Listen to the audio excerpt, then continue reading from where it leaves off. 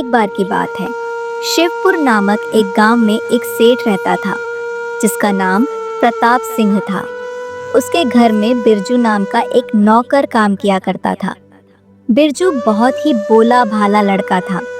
वह सारा दिन सेठ के घर में काम किया करता था, फिर सेठ के खेतों में भी काम किया करता था और रात होते ही हर रोज सेठ के पैर दबाया करता था।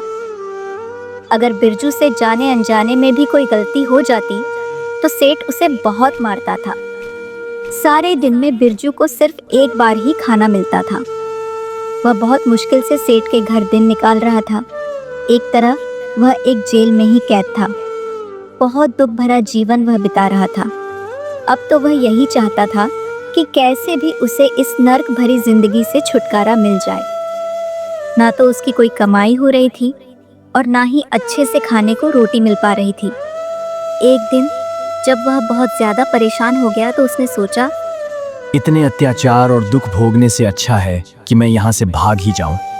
फिर एक दिन वह थक हार कर रात को अंधेरे में वहां से भाग निकला। वह 2 दिन 2 रात बिना रुके वहां से चलता ही गया। उसके मन में डर भी था कि अगर सेठ जी को पता चल गया तो वह मुझे फिर से मार मारेंगे और पीटेंगे। इसलिए बिरजू ने सांस तक नहीं ली और चलता ही गया, चलता ही गया। फिर एक रात वह एक गांव जिसका नाम कनकपुर था वहां जा पहुंचा। उसने देखा वहां एक जगह बहुत सारे लोग खड़े हुए थे। बिरजू ने जब उनको देखा तो सोचा, ये या तो कोई त्योहार है, नहीं तो किसी की शादी हो रही है। चलो पास जाके देखता हूँ। जब बिरजू ने पास जाकर देखा तो वहां कोई बारात ठहरी हुई थी। उसने सोचा, क्यों ना मैं भी बारातियों में शामिल हो जाऊं। चलो कुछ खाने को तो मिलेगा। 2 दिन हो गए कुछ नहीं खाया है, अभी बहुत भूख लगी है। यह सोचते हुए वो बारात में शामिल हो गया। जैसे ही वह बारात में शामिल हुआ तो उसने देखा एक नौजवान लड़का बेहोश हुए नीचे गिरा हुआ था। एक तो बिरजू पहले ही बहुत भोला भाला था। बिरजू उसे देखकर घबरा गया। फिर उसने पूछा, ये कौन है भाई, और ये ऐसे क्यों लेटा है जमीन पर? इतने में एक बुजुर्ग आदमी उसके पास आया और अपने दोनों हाथ जोड़कर उससे बोला, बेटा तुम जरा इधर आकर मेरी बात सुनना। वो बुजुर्ग आदमी बिरजू को एक तरफ ले गया और फिर बिरजू से बोला, तुम कौन हो बेटा? तुम बाराती तो हो नहीं लगते, क्योंकि मैं सभी बारातियों को अच्छे से जानता हूँ और यह बारात मैं ही लेकर आया हूँ। बिरजू तो सीधा साधा था। उसने सारी बात सच सच उस बुजुर्ग आदमी को बता दी। मैं तो यहाँ से गुजर रहा था। जब मैंने बारात देखी तो मैंने सोचा कि यहाँ से कुछ खाने को मिल जाएगा, मेरी भूख मिट जाएगी, शायद कुछ खाने को मिल जाए। बस इसी लालच में मैं बारात में आ गया। इतने में मैंने इस बेहोश लड़के को देख लिया। बेटा मेरी इज्जत अब तुम्हारे हाथ में है, तुम ही मेरी इज्जत बचा सकते हो। ये आप क्या कह रहे हैं? भला मैं कैसे आपकी इज्जत बचा सकता हूँ? जिस लड़के को तुम बेहोश देखकर आए हो वह मेरा ही बेटा है, और आज जो बारात यहाँ आई हुई है वो उसका ही दूल्हा है। उसकी शादी करने ही हम यहाँ आए थे, पर उसे मिर्गी का रोग है। बेटा उसे 4-4, 5-5 घंटे दौरे से होश नहीं आता है। अगर लड़की वालों को दूल्हे का सच पता लग गया तो फिर लड़की वाले मेरे लड़के के साथ अपनी लड़की के फेरे नहीं करवाएंगे और बारात को खाली हाथ ही वापस जाना पड़ेगा। पर इसमें मैं क्या कर सकता हूँ? बेटा तुम बस थोड़े समय के लिए दूल्हा बन जाओ और उस लड़की के साथ फेरे ले लो, और जब फेरे हो गए उसके बाद मैं बाकी सब संभाल लूंगा। नहीं नहीं, ये तो बहुत गलत बात है। मैं तुम्हें इस काम के बदले 50 सोने की मोहरें दूंगा और साथ ही साथ तुम्हारा मुंह पर बहुत बड़ा एहसान होगा। जब बिरजू ने 50 मोहरों की बात सुनी तो उस मासूम बिरजू के मन में लालच आ गया। ठीक है, मैं तैयार हूँ। बोलो, मुझे क्या करना होगा? तुम्हारा बहुत बहुत धन्यवाद।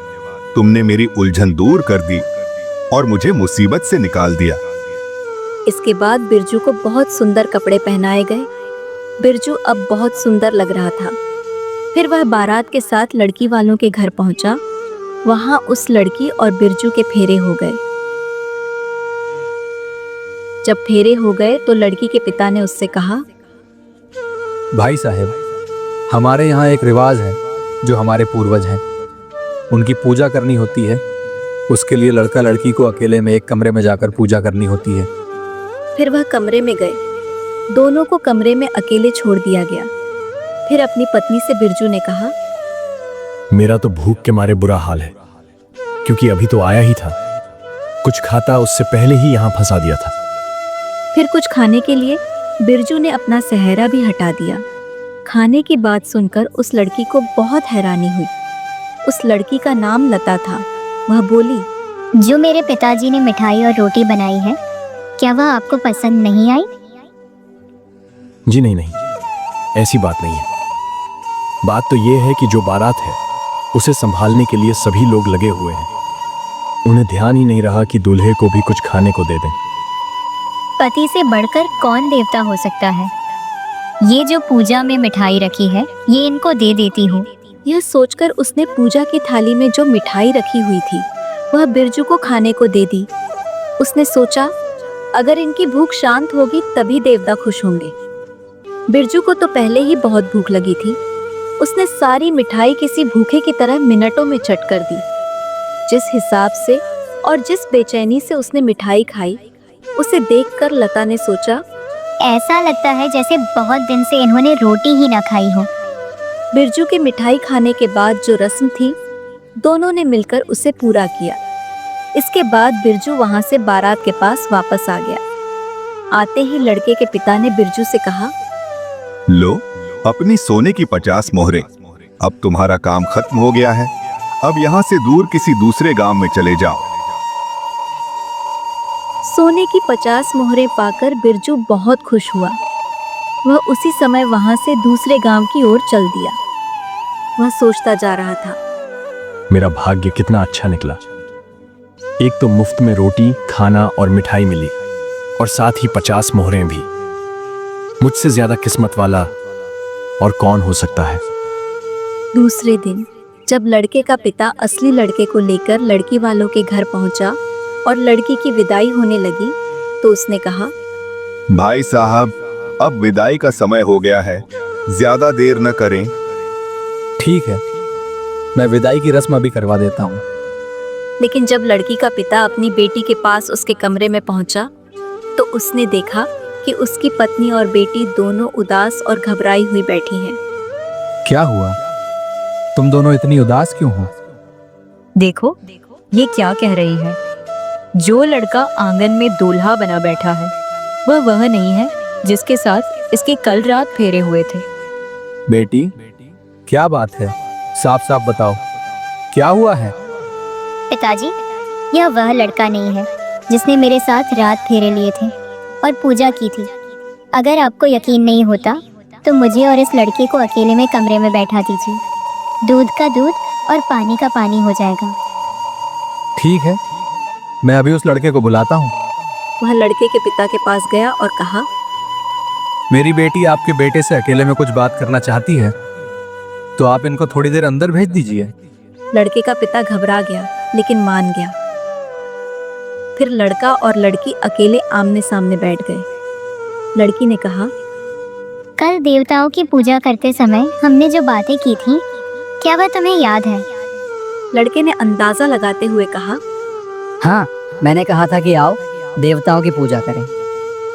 क्या उस समय तुम भूखे नहीं थे? नहीं, मैं कब भूखा था? मेरी बारात ने जब खाना खाया था तब मैंने भी पेट भरकर खाना खाया था। मैंने तो अच्छे से खाना खाया था। यह सुनकर लड़की को यकीन हो गया कि यह लड़का वह नहीं है जिसके साथ उसने फेरे लिए थे। वह तेजी से कमरे से बाहर भागी और अपने पिता से जाकर बोली, पिताजी, यह वह लड़का नहीं है जिसने कल रात मेरे साथ फेरे लिए थे। लड़की का पिता लड़के के पिता के पास पहुंचा और गुस्से में बोला, आप लोगों ने हमारे साथ बहुत बड़ा धोखा किया है।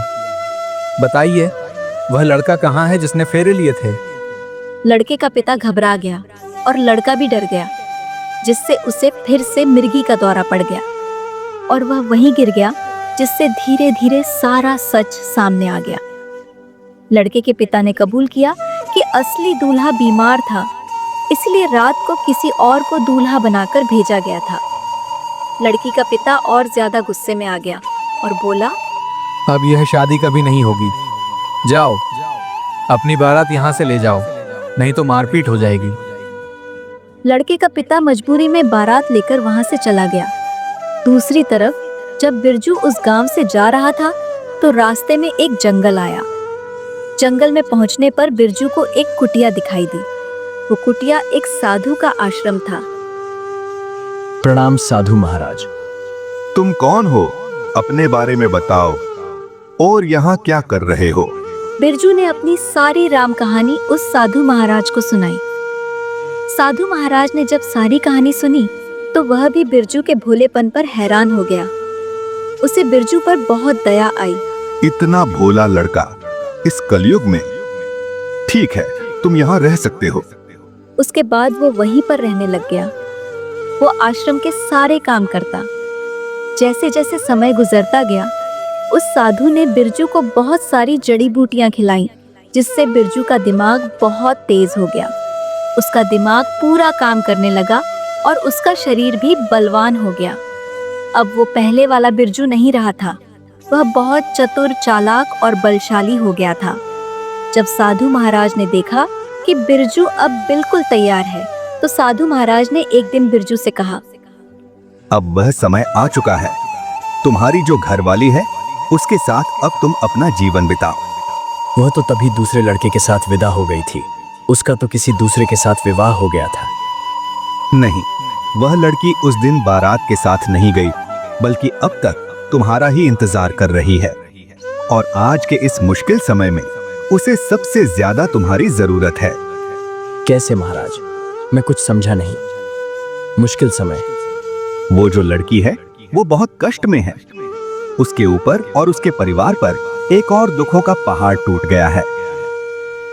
दूसरा कौन सा गुरुजी? बात यह है कि जब लता की शादी थी तो उसके पिता ने एक सेठ के पास अपना खेत गिरवी रखा था और उससे कुछ पैसे उधार लिए थे। फिर जब लता के पिता ने पैसे वापस करने के लिए खेत और घर के कागज वापस मांगे तो सेठ ने देने से इनकार कर दिया। उन्हें पंचायत में बात करनी चाहिए थी। यह तो कोई बात ना हुई। जब वह पैसे लेने गया था तभी सेठ ने चालाकी के साथ खाली कागज पर ही हस्ताक्षर करवा लिए थे। यह तो बहुत बड़ा अन्याय हो गया उनके साथ। उनका घर और खेत छीनकर सेठ ने उन पर बहुत बड़ा जुल्म किया है।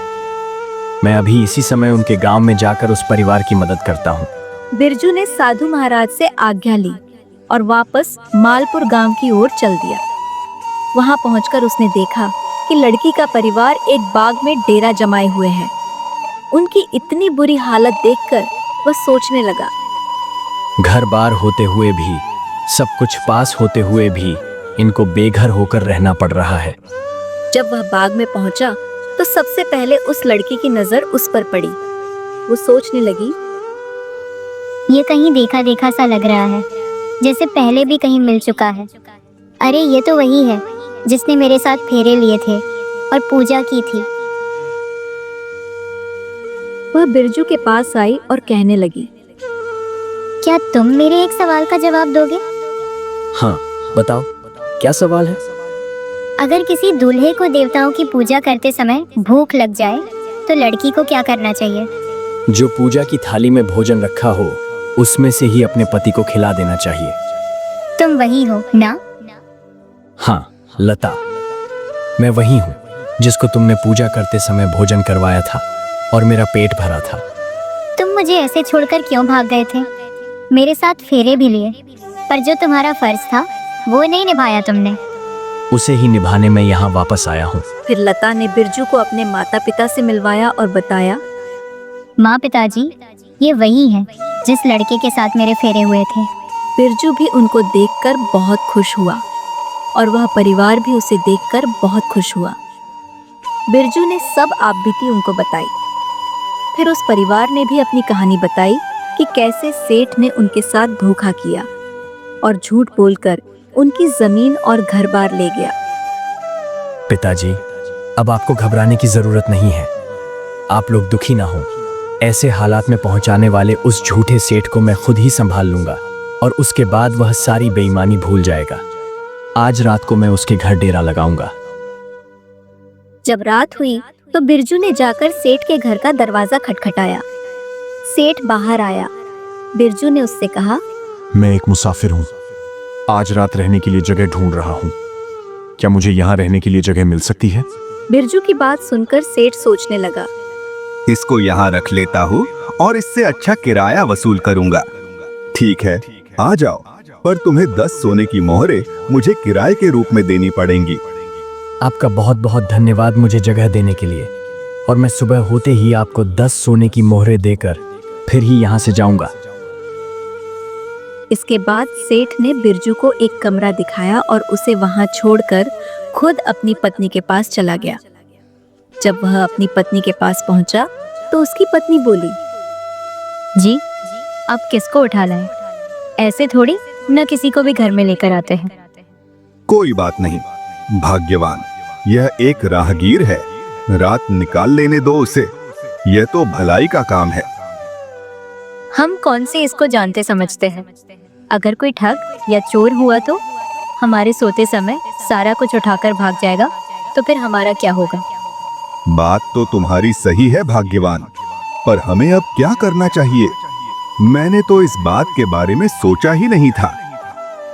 यह तो आप सोचो, आपको क्या करना चाहिए। तुम आज इसी कमरे में सो जाओ, मैं आज वहीं सो जाता हूँ जहाँ वह ठहरा हुआ है। मैं उसके पास होकर उस पर नजर रखूंगा और तुम इस कमरे में उसकी निगरानी रखना। हाँ, यह बात मुझे ठीक लगी, पर हमें साथ ही साथ यह तरकीब भी सोचनी चाहिए कि जिससे हम सारी रात जागते रहे और उसे रात में चोरी करने का कोई मौका ही ना मिले। तुम ही कोई तरकीब सोचो, तब तक मैं उसके पास सोने का प्रबंध करता हूँ। यह बात बोलकर सेठ उस लड़के के कमरे में चला गया जहां वह बैठा था। सेठ ने वहां पर अपने सोने का प्रबंध कर लिया। इतने में सेठानी भी सेठ के पीछे पीछे उसी कमरे में आ गई। अब वह तीनों एक ही कमरे में थे। सेठानी बिरजू से बोली, क्या तुम हमें कोई कहानी सुना सकते हो? अगर तुम हमें कहानी सुनाओगे तो रात जल्दी बीत जाएगी। आप लोग भी सो जाओ और मैं भी सो जाता हूँ। कहानी सुनाने का अब समय नहीं है, मैं तो पहले ही बहुत थका हुआ हूँ। वैसे कहानी सुनानी मुझे अच्छे से आती है, मैं कहानी बहुत अच्छे से सुनाता हूँ, पर अभी आप लोग सो जाओ और मुझे भी सोने दो। यह बात सुनकर सेठ और सेठानी दोनों को बिरजू पर और भी शक होने लगा। यह बार बार सोने की ही बातें किए जा रहा है, कहानी सुनाने से मना किए जा रहा है। जरूर यह कोई ठग या चोर है, तभी यह हमें जल्दी सोने को बोल रहा है। मुझे तो कहानी सुनने की आदत है, जल्दी से मुझे कोई अच्छी सी कहानी सुनाओ। अगर आप लोग ज्यादा जिद कर रहे हैं तो कोई बात नहीं, मैं आपको एक कहानी सुना देता हूँ। एक राजा था, वह बहुत घमंडी था। उसकी एक रानी थी, वह भी बहुत घमंडी थी, उसके जैसी ही थी। कहानी को बीच में ही छोड़कर बिरजू चुप हो गया और कुछ सोचने लगा। बिरजू को गहरी सोच में डूबा हुआ देखकर सेठानी बोली, बेटा, क्या बात हो गई? कौन सी सोच में डूब गए तुम? मुझे कहानी से एक बात याद आ गई, मैं बहुत बड़ी गलती कर बैठा। अब सेठ जी, आपसे क्या छुपाना, मैं एक राजा के पास नौकरी करता था और मैंने उस नौकरी को छोड़कर अपने गांव वापस आ रहा था। और जब मैंने नौकरी छोड़ी तो राजा ने मुझे 5 सोने की मोहरों की थैलियां दी थीं। तो सोचा कि इस गांव में मुझे रात निकालनी है, तो मैं इन थैलियों को साथ में कहाँ लेकर घूमता रहूंगा। इसीलिए मैंने इस गांव के बाहर जो नदी है उसके किनारे के पास में 5 की 5 थैलियां दबा दी थी। नदी में कहाँ? नदी के किनारे जो एक सूखा पेड़ है उसी के नीचे मैंने अपनी थैलियां दबा दी थी। पर अब मुझे इस बात पर अफसोस हो रहा है कि अगर मुझे आप जैसे ईमानदार लोगों के घर पर रात गुजारनी थी तो मेरी थैलियां यहाँ पर और भी ज्यादा सुरक्षित हो जाती। पर वहां पर तो फिर भी डर की बात है कि कहीं कोई चुरा ना ले। क्यों ना मैं उस नदी के पास जाकर इस मूर्ख की 5 थैलियां निकाल लाऊं और लाकर अपनी तिजोरी में रख लूं। इस पागल लड़के को क्या ही पता चलेगा। यह सोचते सोचते सेठ ने सेठानी को गुस्से से कहा, सेठानी जी, मेहमान को ज्यादा परेशान नहीं करना चाहिए, जाओ जाकर अपने कमरे में सो जाओ। सेठानी भी समझ गई कि सेठ के दिमाग में क्या चल रहा है। वह उसी समय उठकर अपने कमरे में चली गई। अपने कमरे में जाकर अपने बिस्तर पर लेट गई और सोचने लगी, जब यह लड़का सो जाए तो मैं वहाँ जाऊंगी। अगर सेठ जी नहीं जाएंगे तो मैं खुद 5 थैलियाँ निकाल लाऊंगी। उधर सेठ और बिरजू भी अपने अपने बिस्तर पर लेटे थे। सेठ यही सोचे जा रहा था, यह लड़का कब सोए और कब मैं यहाँ से जाऊं और कब मैं अपना काम शुरू करूं। थोड़ी देर के बाद बिरजू सो गया। वाह, क्या बात है, लड़का सो गया, अब बात बनी। अब मुझे जल्द से जल्द जाकर पेड़ के नीचे से मोहरे निकाल लेनी चाहिए। वो सेठ जल्दी से उठा और उस नदी के पास पहुंचा जहां बिरजू ने थैलियां दबाई थीं। इधर जब सेठानी की आंख खुली तो उसने देखा, लगता है इसको नींद आ गई है, पर लगता है सेठ जी जरूर थैलियों को ढूंढने के लिए गए हुए हैं। मुझे भी उनकी मदद करनी चाहिए। अभी तो ये सो रहा है, इसके जागने से पहले सोने की 4 थैलियां उठा लाऊंगी।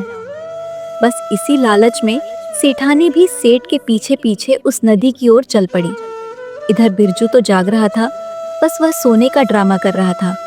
वह सोच रहा था कि यह कब सेठ की पत्नी यहाँ से जाए और यह घर खाली हो। बिरजू उठ गया, वह बहुत खुश हुआ। अब तो घर में कोई भी नहीं है, अब मुझे अपना काम शुरू कर देना चाहिए।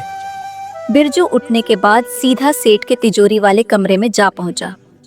तिजोरी में जितने भी सोने चांदी के सिक्के थे, बिरजू ने सब एक पोटली में डाल ली और उसी समय सब कुछ लेकर वहां से रातों रात फरार हो गया। और फिर वह सीधा उसी बाग में पहुंच गया जहां पर उसका परिवार रुका हुआ था। इधर जब सेठ और सेठानी घर वापस आए तो देखकर हैरान रह गए और रोने लगे। हे भगवान, हम तो लुट गए, बर्बाद हो गए। हम लालच में आकर अपना सब कुछ खो बैठे। तिजोरी की हालत देख वो समझ गए कि आज हम किसी और लुटेरे का शिकार बन गए हैं। इससे पहले हमने लोगों का ही शिकार किया था। सारी बात समझ गए कि वह राहगीर हमें पागल बना गया है। दूसरी तरफ बिरजू ने अपने परिवार को सारी बात बताई और वह वहां से उनके घर के कागज भी उठा लाया था। घर और जमीन के कागज पकड़े हुए बिरजू बोला, सेठ आप लोगों से झूठ बोल रहा था कि उसने हस्ताक्षर किसी खाली कागज में करवाए हैं। उसने हस्ताक्षर घर और जमीन के कागजों पर ही करवाए थे। बिरजू फिर अपनी पत्नी को साथ लेकर कहीं दूर चला गया और वहीं पर घर बनाकर रहने लगा। लता का परिवार भी बिरजू से बहुत खुश था क्योंकि बर्बाद हुए लोग उसने फिर से बसा दिए थे। ऐसे ही और वीडियो देखने के लिए हमारे चैनल को सब्सक्राइब करें और बेल आइकन को दबाएं।